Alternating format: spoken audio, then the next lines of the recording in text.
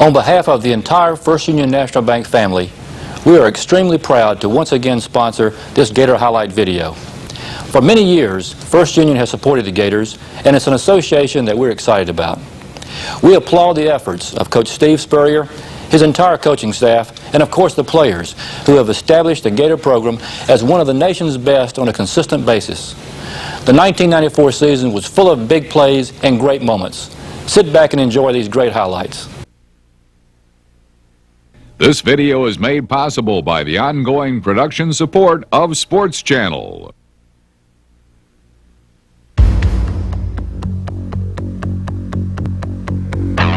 As the 1994 season opened, the Florida Gators looked to build upon the unprecedented success of the past 4 years under Steve Spurrier. When the 1994 season ended, the Gators once again were among the nation's elite, ranked number 4 with an outstanding 10-1-1 mark, and had established themselves as the top program in the Southeastern Conference. A second consecutive championship game win over Alabama gave Florida the SEC's best record in the 90s. The Gators, second to none. After finishing in the national top 10 each of the last 3 seasons, Florida started '94 as the number 1 team in the country. Offensively, quarterbacks Terry Dean and Danny Werfel would throw to a bevy of talented receivers, headed up by consensus All-America Jack Jackson and senior co-captain Aubrey Hill. 7 offensive linemen returned from the 1993 team that scored more points than any team in SEC history. Talented freshman performers would hopefully step in and contribute immediately to the Gator offensive machine. On defense, 8 starters returned, but the way they lined up would be different. New coordinator Bob Pruitt installed a multiple 40 defense featuring 4 down linemen, anchored by senior All-American Kevin Carter and fellow seniors Ellis Johnson and Henry McMillan, 3 linebackers, and 4 deep backs led by 4-year starter Larry Kennedy at cornerback and Michael Gilmore. The defense was ready to show everyone the Gator bite was stronger than ever. With newfound enthusiasm, the special teams would be counted on for the big play. Reliable All-SEC picks punter Shane Edge and kicker Judd Davis were expected to give Florida an advantage in the kicking game. As defending SEC champs, the Gators entered 1994 brimming with confidence and sharing a determination to climb even higher. A record opening day crowd jammed Florida Field to watch the top-ranked team in the nation, and the explosive Gators did not disappoint their loyal fans. On the first possession against New Mexico State, quarterback Terry Dean drove the fired-up Gators 74 yards in 10 plays. Using a 5 wide-out formation with no running backs, Dean found true freshman Ike Hilliard for the first touchdown of 1994. It quickly turned into the kind of game that if you blinked, you missed a touchdown. Touchdown for Jack Jackson. It's Jack Jackson. He's got a touchdown. Aubrey Hill to the 9, to the 5, down to the goal line. Touchdown! And it's caught. Touchdown! Zamolo Palmer caught, and it is a touchdown for Jack Jackson. Wide open, all around quarantine, and a touchdown for Jack Jackson. His 4th of the day, and Terry Dean has just set a new SEC record with his 7th touchdown pass of the game. When reserve quarterback Eric Kresser threw to Hilliard for yet another 6 points, the 1994 Florida Gators had thrown 8 touchdown passes in the first half, the first time that had been accomplished in Florida football history. There were other records shattered in that amazing first-half explosion. Terry Dean had become the first quarterback in Southeastern Conference history to throw 7 touchdowns in one game, and he did it in one half. and Jack Jackson became the first Florida receiver to catch 4 touchdowns in one game. For the night, Jackson finished with 7 catches for 94 yards and a thrilling 45-yard kickoff return.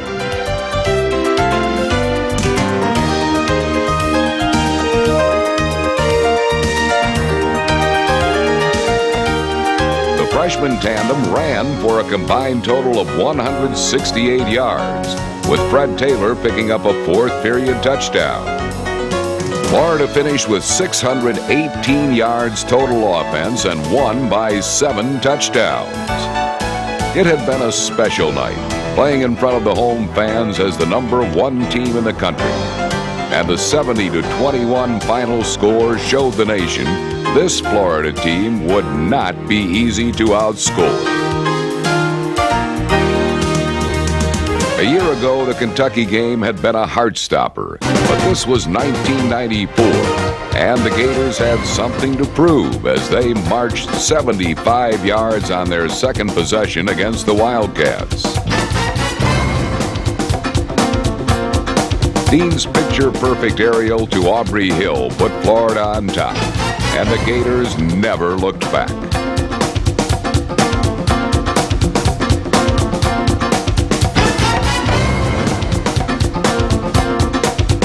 Florida's next possession proved a coming-out party for tailback Elijah Williams.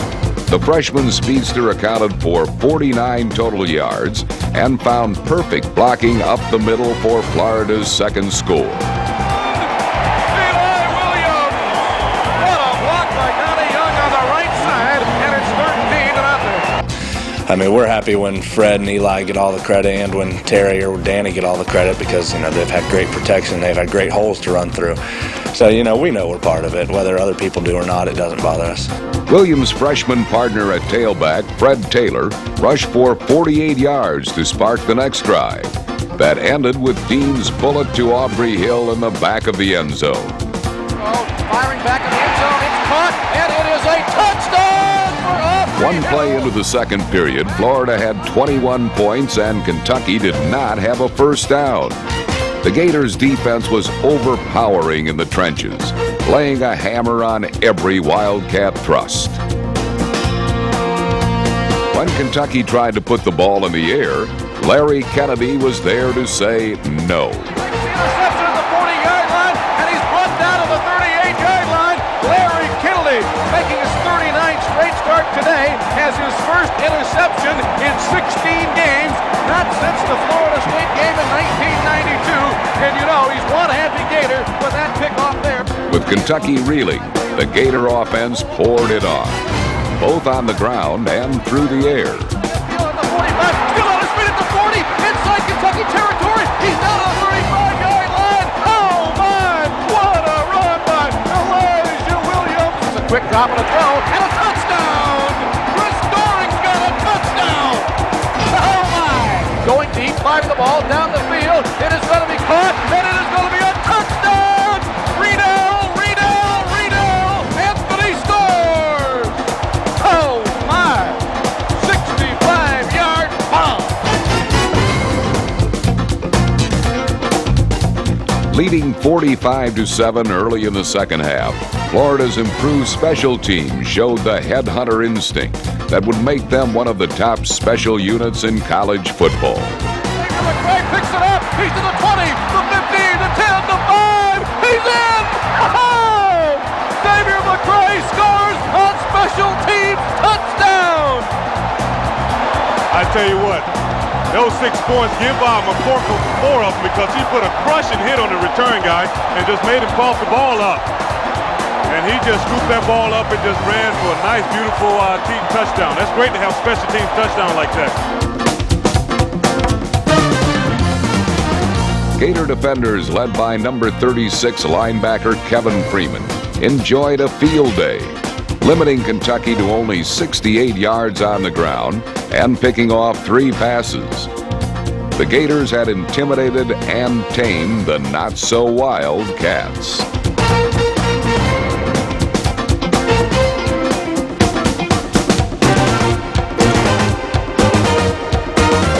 finished with a scintillating 73-7 triumph. The 73 points, the most they ever scored on a conference opponent.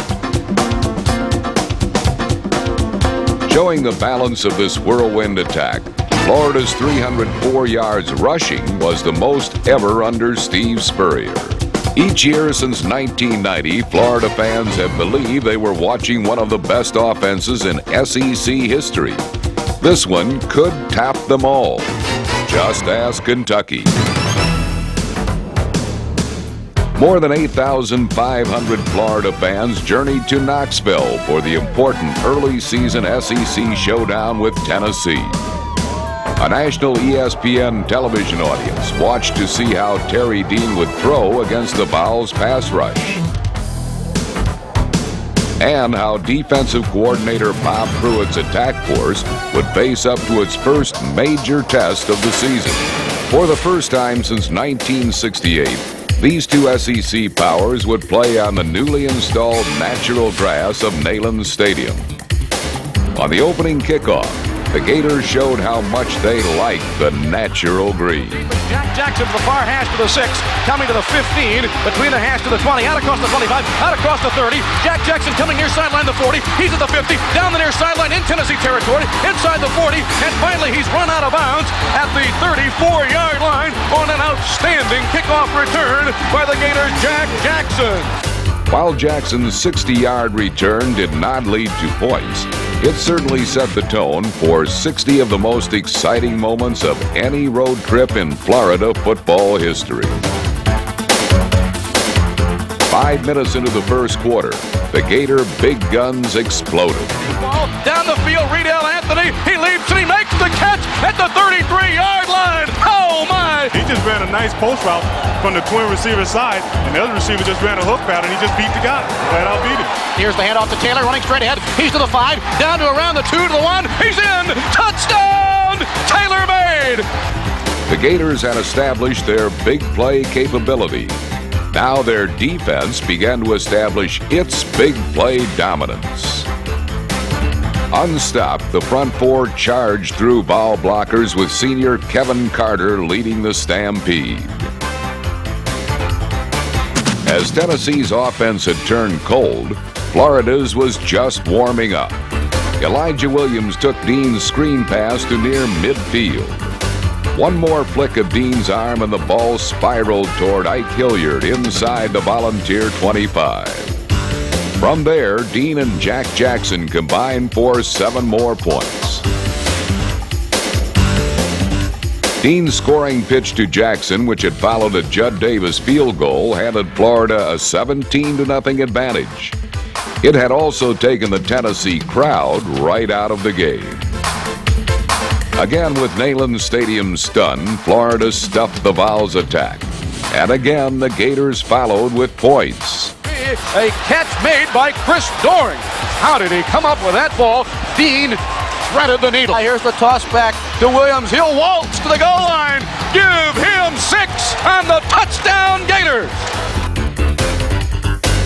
Keyed by a dominating offensive line, the Gator attack was in high gear.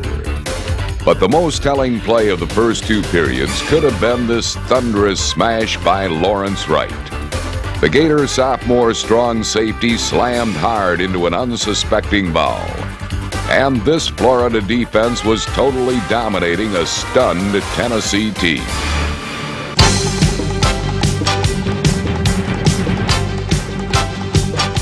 When Michael Gilmore picked off a Tennessee pass to end the first half, Florida owned a one-sided 24-0 lead over their Eastern Division SEC rivals. In the third period, the Vols still could not figure out Florida's powerful defense. It seemed Tennessee was driving in the wrong direction, and Kevin Carter was directing traffic. Carter would demoralize the Vols with 7 solo tackles and 2 punishing sacks. Dean finished with 303 yards and 2 touchdowns. The final period continued to be a magnificent showcase for Florida's defense, holding Tennessee to just 68 yards on the ground, tackling the Vols 16 times behind the line, and throwing the first home shutout at Tennessee in more than 13 years. Florida had gone into enemy territory and pinned the most lopsided home loss on the Vols in their football history. The Gators' 31-0 triumph was a total team effort that cemented their hold on the #1 ranking in the Associated Press poll. This long-awaited trip to Knoxville by a Gator team that played near-perfect football would prove to be one of the greatest road victories in Florida's proud gridiron tradition. The Gators took the momentum and pride generated from the victory over Tennessee and rumbled into Oxford to battle the Rebels of Ole Miss. Florida's Air Force struck quickly. On the game's third play, Terry Dean and Elijah Williams combined to the Ole Miss 24. Dean found a leaping Chris Doring at the goal line, and after just 4 snaps, Florida led 7-0. Dean had laid the ball perfectly to the 6'4" Doring, who used that height to pull in the game's first touchdown. When the Gators' defense held Mississippi to 3 plays and out, the stage was set for more special teams magic. And they're going to score. Fred Weary picks it up, and the Gators have scored a touchdown, their second special teams touchdown of the year, and it's 13-0. Rampaging in from the right side, Kedra Malone blocked it. Fred Weary ran it in, and just 123 seconds into the game, it was Florida 14, Ole Miss nothing. When the Rebs scored twice to tie the contest, it marked the first time in 1994 the Gators had not led in the game. It also served as a wake-up call to the nation's #1 football team. Florida's unrelenting pass rush continually camped in the Ole Miss backfield.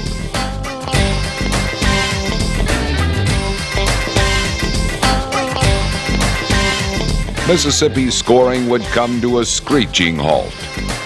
On offense, the Gators' Jack Jackson put on a monster performance, returning to play in his native state of Mississippi. The Gators did not stop there. They came right back and marched 62 yards in 9 plays. On the payoff, Ole Miss blitzed. Dean picked it up. Single coverage on Jackson. Florida gold. Bring it back. Bring it back. The orange and blue took that 2-touchdown lead into the second half, hungry for more. Pressure, throws the ball. It's going to be intercepted by Michael Gilmore at the 30-yard line. Gilmore to the near sideline. He's run out of bounds at the 23-yard line. His second interception of the year. Michael Gilmore with the pickoff. And credit the Gator pressure up front that time as Nelson made a bad pass. Dean back to throw and fires wide open. Chris Doring, he's got a touchdown. And it is now 34-14.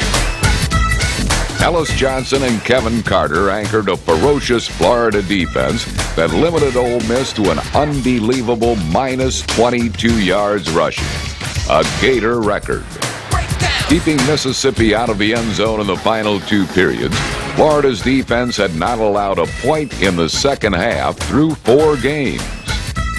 We've gotten to the point where we can play together, we can feel each other on the field, and we've really grown together as a unit. The Gators finished with 38, the most scored against Ole Miss on its home field since 1951. Florida had battled back strong after some first-period adversity. They had shown the poise on the road to retaliate quickly and decisively. The Gators were now 4-0 and into the heart of their rugged conference schedule. As usual, the swamp was overflowing, and what these Florida fans and visiting LSU saw was an overpowering ground game, running behind a massive offensive line of Reggie Green, Donnie Young, David Swain, Jeff Mitchell, and Jason Odom. An aggressive defense, and super special teams play.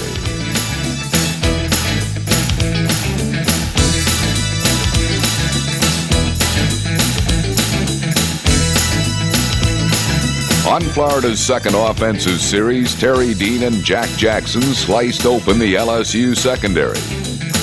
But the bulk of a 78-yard scoring drive came on the legs of freshman Fred Taylor.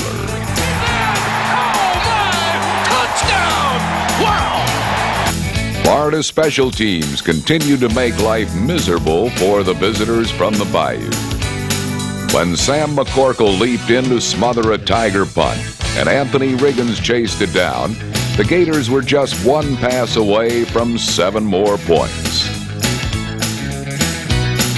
It came as Dean fired to Jackson, the 22nd career touchdown catch for the junior wideout.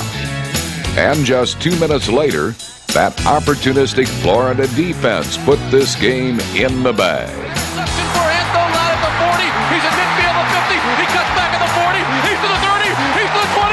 You're not going to catch him. High, stepping into the end zone. It's a touchdown! 88 yards! Oh, my! The 88-yard interception was the third longest return for a score in Florida history, and it handed the Gators a commanding 3-touchdown lead with the first quarter not complete.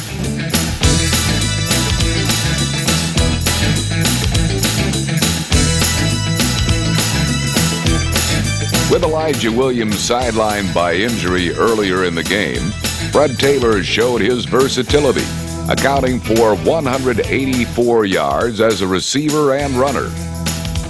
His 50-yard catch and sprint, the longest gainer of the day for either team.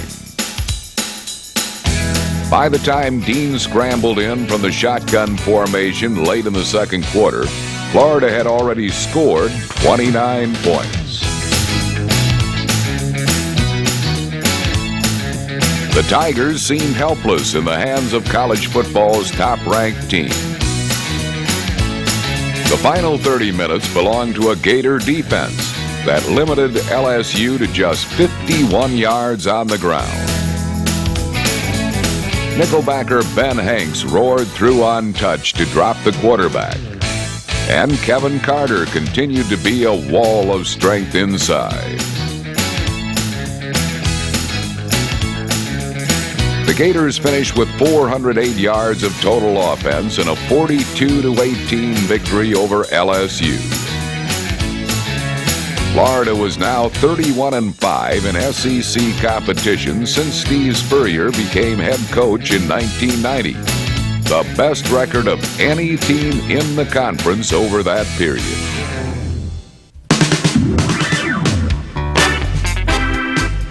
The largest crowd ever to watch a pro or college football game in the state of Florida invaded Gainesville for the Gators showdown with Auburn. And 85,562 fans, along with an ABC television audience, witnessed a high-scoring shootout that was not decided until the final 30 seconds.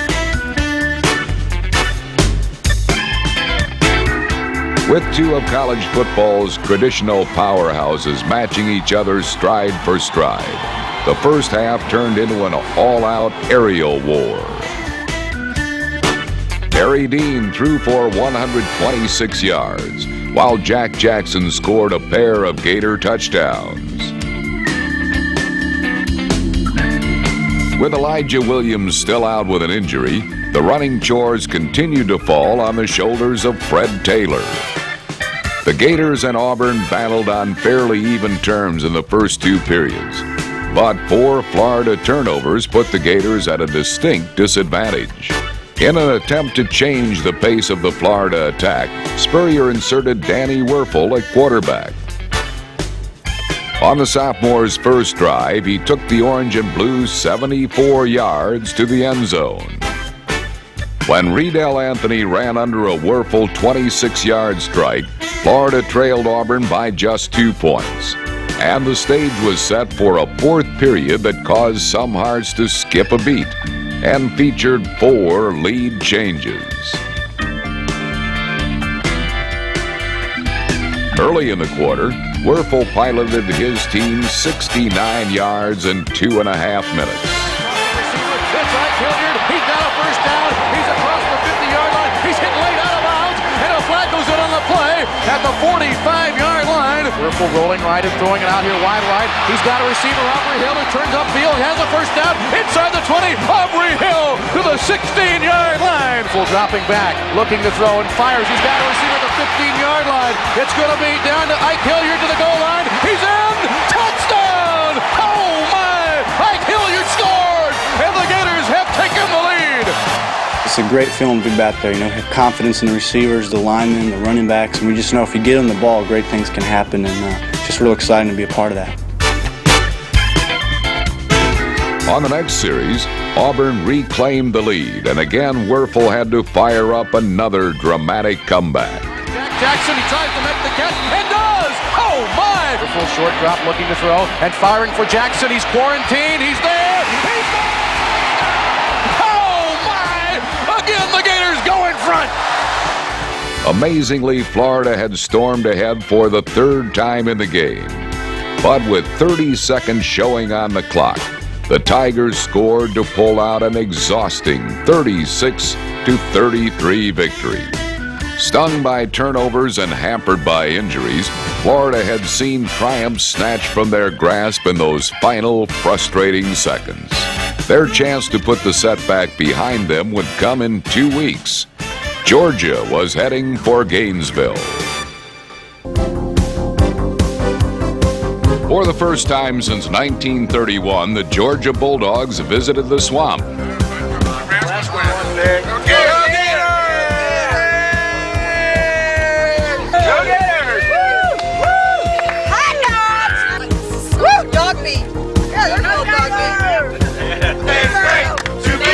A Florida Gator stays great. Gators! Dogs! Gators! Dogs! Gators! The Gators! Go for the Gators! Dogs! The 85,604 fans who filled Florida Field shattered the Gators' all-time attendance record, set just 2 weeks earlier against Auburn.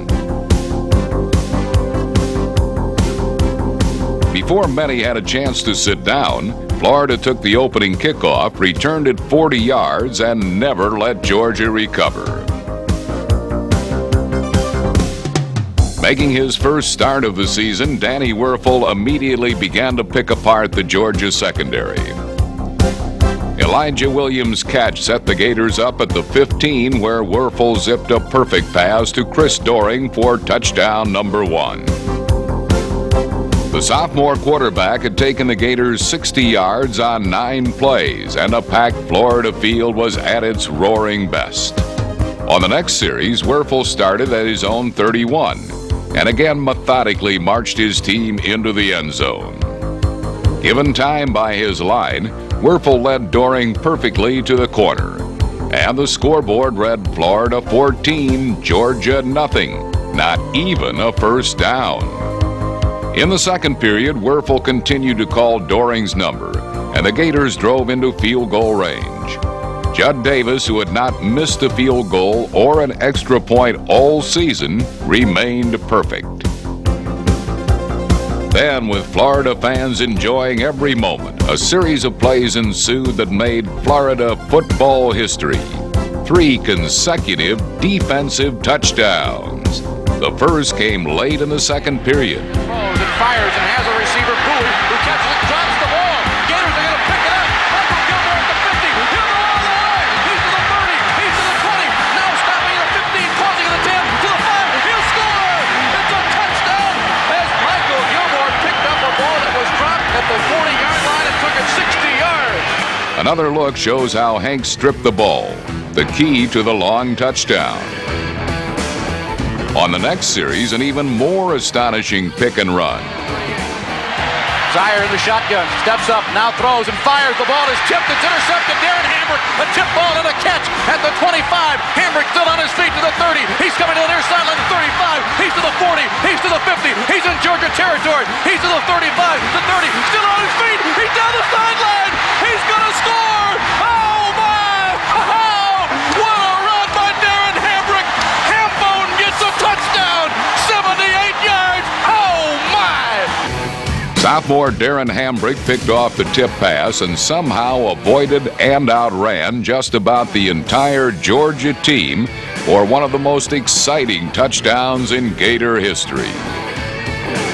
The 81-yard run was the Gators' second interception return of more than 80 yards for a score this season, an all-time Florida first.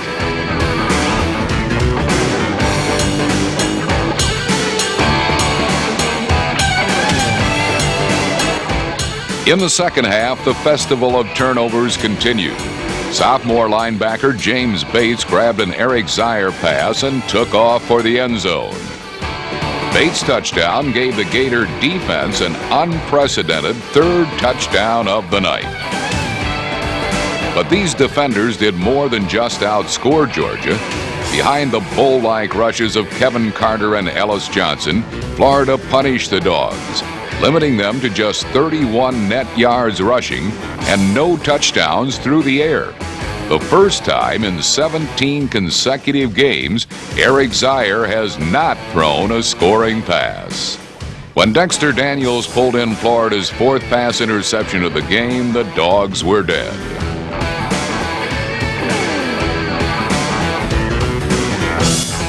Reunited after Elijah Williams' injury, Florida's two freshman runners both added touchdowns. First Williams, then Fred Taylor. In an awesome display of offensive and defensive football, Florida demolished Georgia 52-14. It was Florida's most one-sided win in the 72-game series. Every senior, along with Coach Spurrier, walked off Florida Field knowing they had never lost to Georgia. Florida's aggressive, hard-hitting defense had played a major role in the Gators' success. Some people judge you by the way you look. They see you once and say you ain't no good. Feels like they're never gonna take you for who you are. That's when you have to stand up and be strong and go the extra mile to prove them all wrong. Just remember when they push you way too far, you got to kick a little and cause a stir. Sometimes you gotta make some noise to be heard. If anybody ever tries to hold you back, yeah, you got to kick a little and be tough. You got to let them know you've had enough. Remember that unless you wanna finish last, you got to kick a little.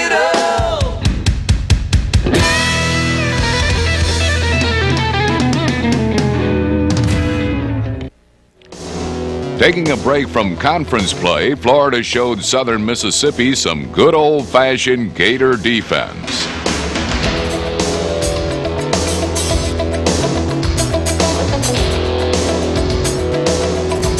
Before the visitors could rev up their engines, Darren Hambrick's tackle shook the ball loose, and Michael Gilmore scooped it up, beginning a long afternoon for the Golden Eagles. Danny Werfel converted the turnover into 6 points with some stylish leaping from Aubrey Hill. Gator special teams set up the next score when Sam McCorkle, number 20, smothered a Southern Miss punt, setting up the orange and blue inside the visitors' 5. From there, Fred Taylor simply struggled and fought his way into the end zone for a 14-3 Florida lead. Sophomore Eric Kresser took over the passing duties, and the Gator attack did not skip a beat. Riedel Anthony flashed through the visitors' secondary on an 87-yard romp to the end zone. Another look shows how the pass was tipped, but the Florida freshman stayed in stride and raced home with one of the longest scoring passes in Florida history.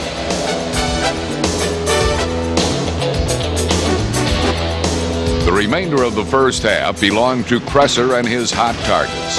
Kresser would throw for 309 yards and 3 touchdowns in the game, including a 40-yard bomb to Chris Doring.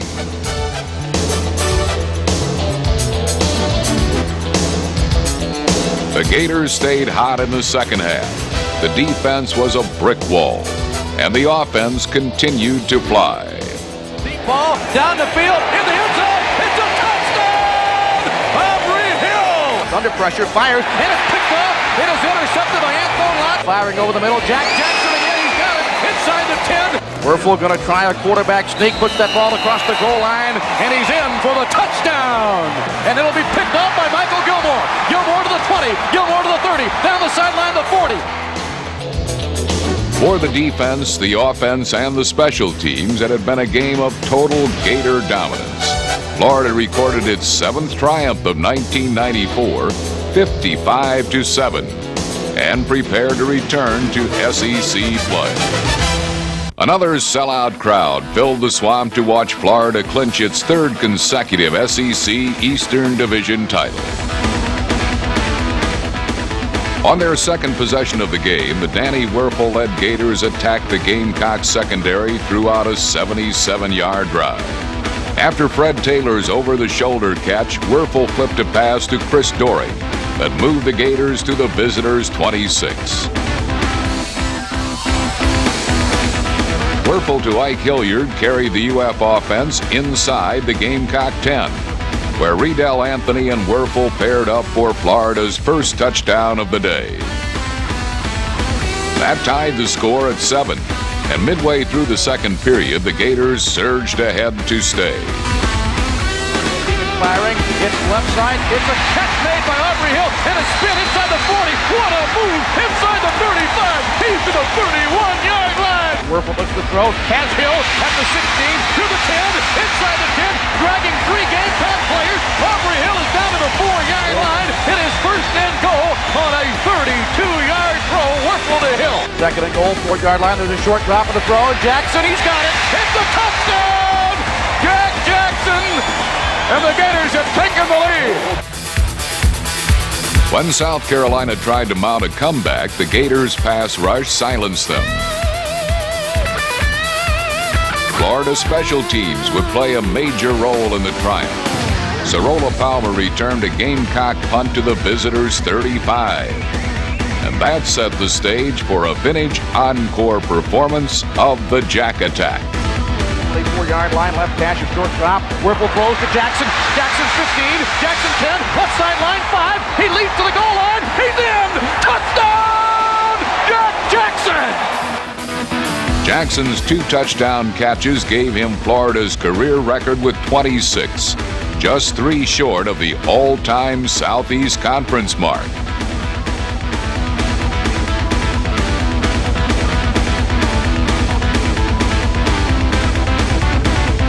Jackson continued to flash his All-America credentials in the second half, finishing with 6 catches for 80 yards. Then another school record was about to be set. They block it. Mike Harris is going to pick up the block punt, and he's going to score. Touchdown! Gators have set a record with their 4th block punt of the year, and another score of special teams. Oh my! A record set by the Gators special teams, 4th punt block. 3 of them have been returned for touchdowns. Man, you couple good defense with special teams play, and you're going to go a long way. The roller coaster was all downhill now, with the Gators enjoying the ride. And the fumble as they run it, they mischanged it, and the Gators, I think, are going to get the football. It's a loose ball recovered by Florida. The Gators get another takeaway. Werfel play action, wanting to throw, and firing over the middle. Eli Williams at the 15, to the 10, to the 5. Touchdown! Eli Williams, his first career reception for a score.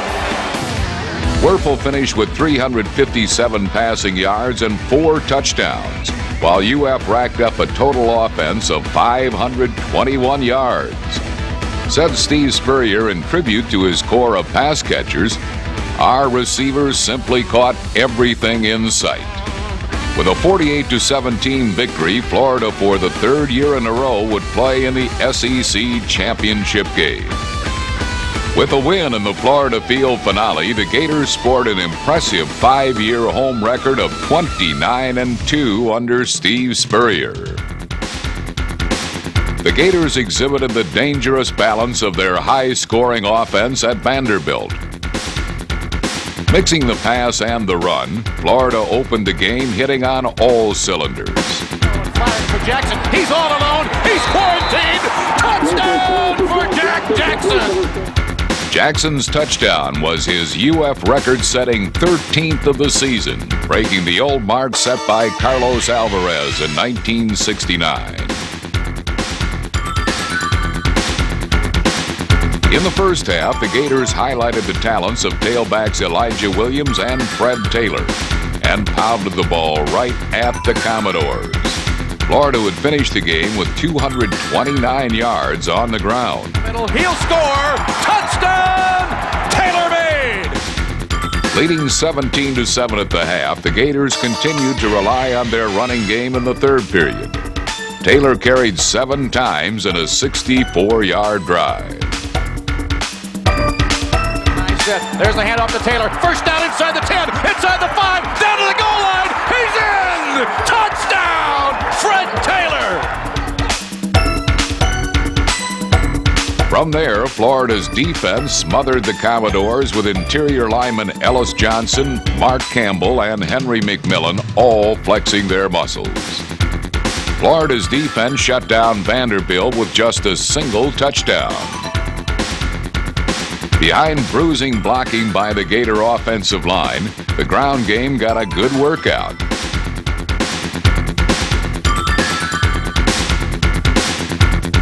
The pass was used when needed, and Florida completed its regular season SEC schedule with a 24-7 triumph over Vanderbilt. When the Gators and Seminoles get together, whether in Gainesville or Tallahassee, anything can happen, and usually does. Both the fans and the players were primed for this 37th meeting of these two college football powers.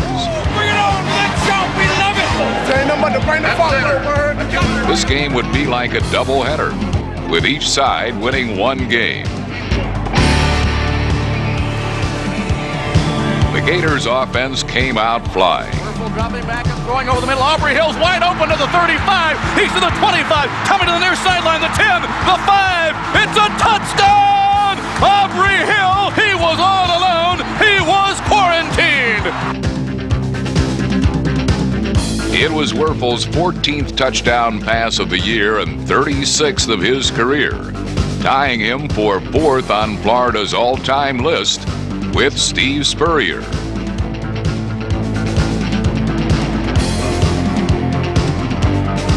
All-America Kevin Carter and the Gator front four, called by TV commentator Dick Vermeil the best he's seen in college football this year, buried the Seminoles. Florida's defense limited FSU to just 5 first downs and only 123 yards of total offense in the first half. Given good field position, the top-scoring offense in the SEC struck like lightning. Throwing to the near sideline. He's got Aubrey Hill at the FSU 29-yard line. Werfel wants to throw and fires the ball. It's caught at the 23-yard line. A beautiful catch inside to the 25-yard line. Jack Jackson. Werfel rolling left, looks to throw. Jackson all alone, quarantined, and a touchdown! A beautiful throw and catch. Jack Jackson scores. The Gators' attack was hitting on all cylinders. Werfel found the open spots, and when they couldn't take it all the way, Judd Davis added 3 points. Florida's total dominance was obvious. Back to throw on play action, fires the ball down the middle of the field, and Michael Gilmore intercepts. Gilmore picks it off at the 50. Gilmore to the 40. Gilmore still scrambling around at the 35-yard line. Pitches the ball out here to a running back, rather to Lawrence Wright. And Wright turning around, running the wrong way, coming back to midfield, loses about 10 yards, and goes down at the 50-yard line. Danny dropping back, going to take a deep shot down in the end zone and throwing, and it's going to be caught! It's a touchdown! Jack Jackson! Oh, my! Oh, yes! The catch was the 29th career touchdown reception for the Gator Junior. No one in the history of the Southeastern Conference has more. Leading 24-3 at the half, the Gators continued to turn the Seminoles upside down in the third period. Werfel would throw for 304 yards, and the Gators averaged nearly 6 yards per play. When their sophomore quarterback found the end zone, Florida had scored a total of 31 points. At that point, fate took a turn against the Gators. Florida State incredibly stormed back in front of their home fans to score 4 unanswered touchdowns and tied the game at 31. The bizarre day was complete, and neither team was saddled with a loss. For Florida, the tie kept them ranked among the top 6 teams in college football. And as the bowl picture began to take shape, it appeared Florida would get another showdown with the Seminoles if the Gators could first take home another SEC championship trophy. Before the 1994 title game in Atlanta, fans had the opportunity to take part in the SEC's fanfare. Gator history and tradition played a major role in the exposition, as this was a time for Florida fans everywhere to wear their pride. For the third consecutive year, Florida would meet Alabama for the coveted Southeastern Conference Championship. This squad could become the first Gator team in history to win back-to-back official SEC titles. And for the first time ever, this game would be played in Atlanta's massive Georgia Dome. Both coaches were very familiar with each other's style. Alabama, conservative, mistake-free, with a host of low-scoring close games. Florida, the conference's highest-scoring team, with the ability to find the end zone from anywhere on the field. A sold-out crowd of more than 74,000 jammed the dome, and a national television audience watched as Florida's veteran defensive line, led by Kevin Carter and Mark Campbell, established its dominance early. On offense, Danny Werfel looked to Riedel Anthony since All-America Jack Jackson had to leave the game early with an injury.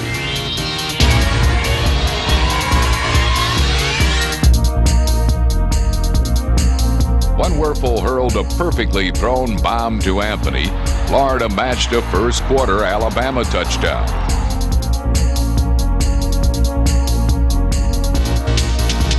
The 26-yard catch was Anthony's 5th scoring reception of his young career, a Florida freshman record. After one quarter, this championship battle was tied at 7.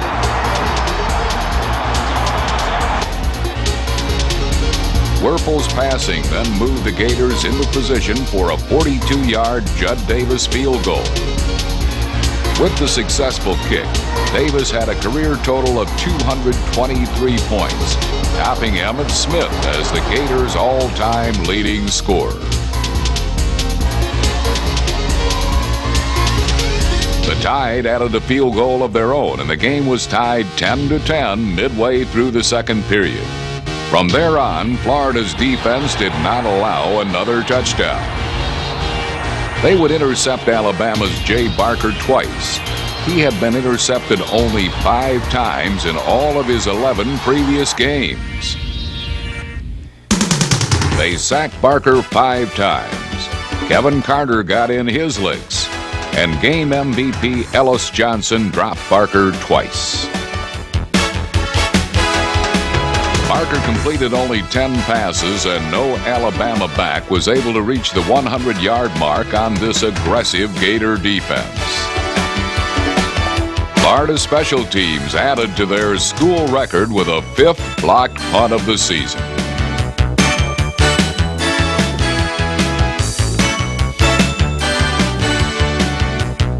With time running out in the half, Werfel, who had finished with 23 completions for 227 yards, passed Florida to the Tide 1. Werfel's quarterback sneak gave the Gators a 17-10 halftime advantage. In the third period, Florida's hard-charging defense continued to keep the Tide out of the end zone. holding them to just 2 field goals.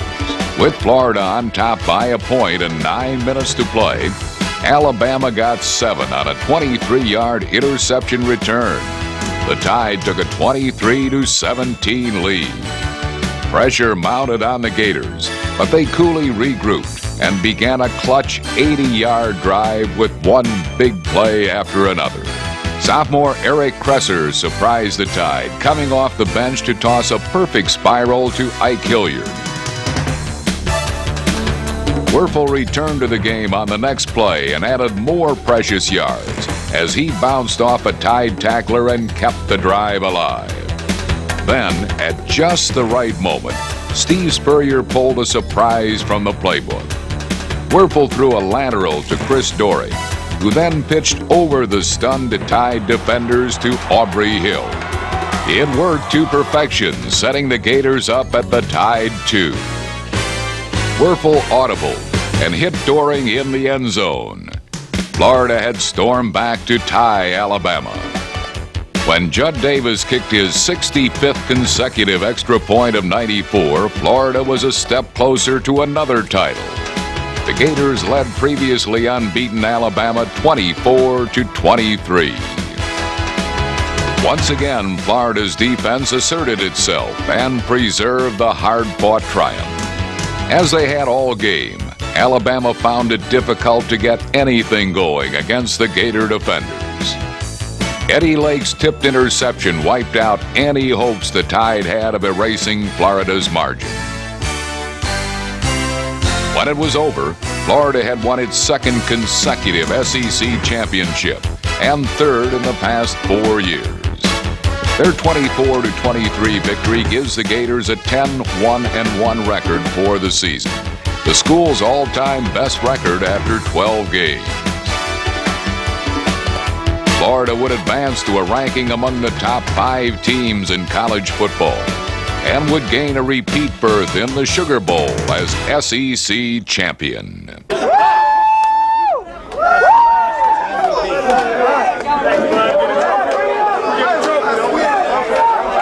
Most valuable player in the game, a guy's going to get an extra game ball, Ellis Johnson. Coach, on behalf of the Southeastern Conference, we want to award this to the team that displayed more guts, more comeback than any team I've ever seen. To come back after that game last week, do what you guys did in the fourth quarter. I'm proud to wear your hat and big crowd to tell you, you got a hell of a coach, a hell of a team, and let's win the Sugar Bowl.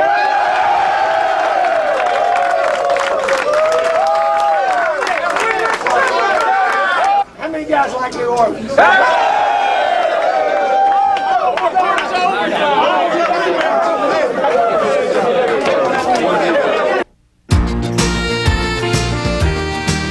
The 1994 championship was the culmination of 4 extraordinary years for Florida's senior class.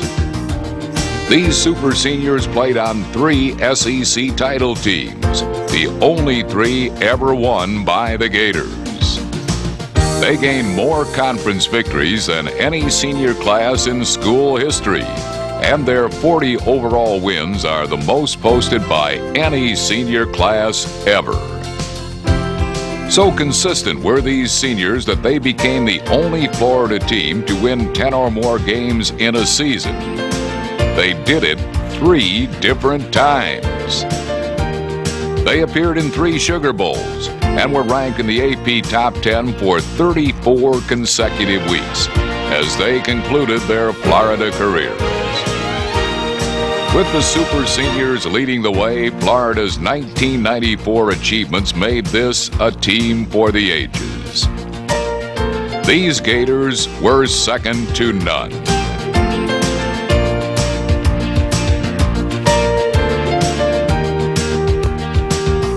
We'd like to thank First Union and Sports Channel for making this highlight video possible. And we'd like to thank you fans for making this another wonderful special year for Florida football.